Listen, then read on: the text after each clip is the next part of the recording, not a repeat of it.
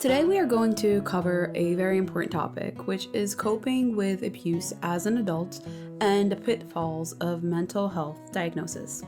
But before we get into it, let me introduce myself. I'm Jen Hachia, and on this channel, we explore the complexities of psychology and manipulation in both relationships and professional settings.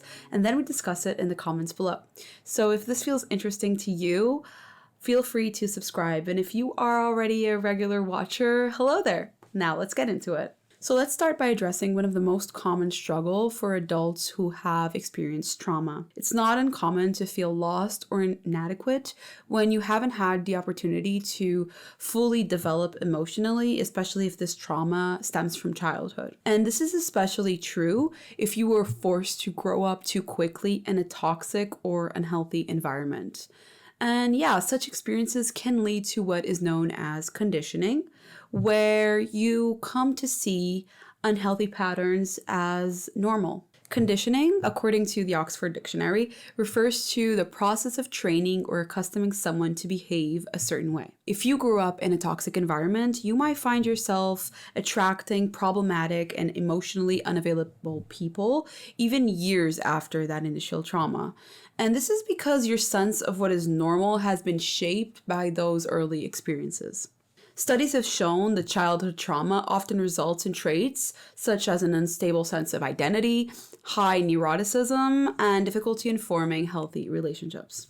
For instance, research by van der Kolk highlights how trauma can impact the brain and emotional regulation. So when children lack proper emotional guidance, they may struggle to manage their emotions more effectively, leading to issues such as depression, anxiety, and distorted cognition. So what are the common coping mechanisms for trauma survivors? Well, many individuals resort to repression, denial, and detachment to handle painful thoughts and feelings. However, these strategies can lead to various mental and physical health issues, including eating disorders, substance abuse, and dissociation.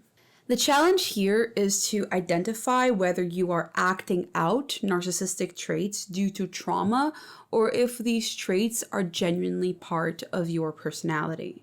The willingness to heal and improve one's life often distinguishes trauma-induced narcissistic traits from true narcissism. And this for me is one of the best definitions and even answers to the age-old question of whether narcissism stems from nature or nurture. Self-sabotage, unlike self-preservation, does not benefit you. And if you are acting out narcissistic traits by self-sabotaging yourself, it means that you are not truly benefiting your behavior, but merely replicating unhealthy patterns that you have learned. In cases that trauma survivors are replicating narcissistic behaviors, this is often a method of self-defense rather than an inherent personality flaw. And this behavior can be reversed and healed through awareness and therapeutic interventions. And this topic is not talked about enough, which is the risk of misdiagnosis, because several mental health conditions can present symptoms that are similar to those of narcissistic personality disorder. For example, post-traumatic stress disorder, also known as PTSD, borderline personality disorder, known as BPD, bipolar disorder, and these can all mimic narcissistic traits, which make an accurate diagnosis challenging and the attempt of a diagnosis, as in a label, very dangerous to the individual who is seeking healing. And the danger of relying too heavily on diagnostic labels is that they can sometimes mislead treatment itself. So as research points out, focusing on symptom clusters rather than an individual specific behavioral patterns can hinder effective recovery. And labels can also detract from addressing underlying issues that impact one's quality of life. So it's essential to understand that psychiatric diagnoses are not always the most useful tools for personal growth and to improve well-being. And your therapist should more often focus on your behavioral patterns and how to improve your quality of life than to be labeling you with something just for the sake of putting you in a box. So instead of focusing on diagnostic labels, it is suggested that understanding how an individual's behaviors affect their life is a lot more crucial. Ultimately, it's about recognizing and modifying behavioral patterns that distract from achieving fulfillment and happiness in life rather than getting caught up in clinical definitions. And this approach aligns with the critical perspective that labeling individuals can sometimes overshadow intuitive and personal assessments of character. In psychology, the unmet basic psychological needs such as autonomy, relatedness, and competence can lead to neurotic behaviors and emotional imbalances. So one of the most effective tools for assessing and improving your life balance is the Wheel of Life assessment developed by Paul J. Meyer in 1960s. This tool helps individuals evaluate their satisfaction in various life domains, including health, career, relationships, and spirituality. And basically, the Wheel of Life is just a tool like any other, and it involves rating different areas of your life from 0 to 10. And by identifying areas with lower satisfaction, you can set specific goals and create actionable plans to enhance those aspects. And it's a practical way for you to track your progress and ensure that you are addressing the areas of your life that need attention. I've done this for myself many times with the help of my psychologist and also by myself.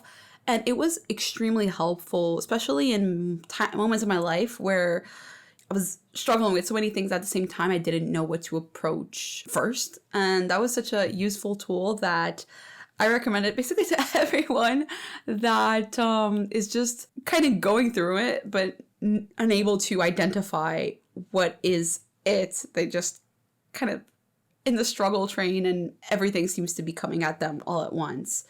So it's very interesting to organize just life and progress and goals, you know. And one of the things that makes tools such as the Wheel of Life interesting, or even more interesting, is that if you cannot access professional therapy due to socio-economical reasons, this will help you in a way as well and not make you hinder from getting some kind of help or guidance in your life, because these tools offer an approach to self-improvement and they can also complement therapeutic efforts if you are in therapy already. So although, of course, finding a psychologist who is a good match for you is the ideal approach, using tools such as the Wheel of Life is quite interesting as well to get started with your healing process as well. So as we talked about today, coping with abuse involves not only understanding the past trauma and how it has shaped your behavior, but also finding healthy ways to address your behaviors and your life and finding some sort of direction in the midst of all the chaos. And yeah, misdiagnosis and over-reliance on labels can sometimes hinder recovery. So the most important thing is to focus on personal growth and practical tools. And of course, developing intuition and critical thinking can also help you navigate the relationships and personal challenges that you have more efficiently. So thank you for joining me today. If you like this video, don't forget to leave a like. If you want to see more of this content, don't forget to subscribe. And if you want to share your thoughts, opinions, if you agree, disagree, have suggestions, and want to share any of your experiences, feel free to comment. You don't have to agree with me. You don't have to agree with other people. As long as there is discussion and everything remains respectful, then open discussions are always welcome. So thank you for joining me today, and I hope to see you next time. Bye!